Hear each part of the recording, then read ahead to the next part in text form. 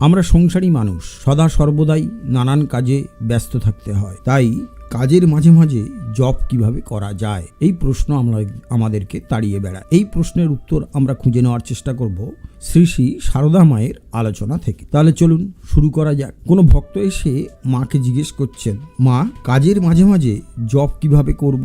মা অসাধারণ উত্তর দিলেন। বললেন, বাবা, আমরা মেয়ে মানুষ, সংসারের কাজ তো ছাড়া যাবে না। এই জল নিয়ে ভাতের হাঁড়ি চাপালাম, চাল ফুটতে লাগলো, সেই ফাঁকে একটু জপ সেরে নিলাম। আবার ডাল চাপালাম, গরম হতে লাগলো, আবার একটু জপ সেরে নেওয়া গেল। একটু পরে ডাল ছেড়ে আবার জপ, এই রকম আর। অর্থাৎ প্রত্যেক কাজের ফাঁকে ফাঁকে জপ করার কথা মা সারদা বলছেন। আশা করি ভিডিওটি ভালো লেগেছে।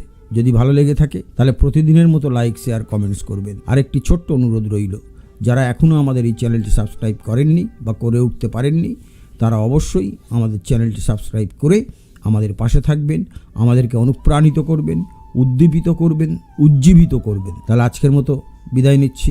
আবার আগামীকাল কথা হবে। নমস্কার, ধন্যবাদ।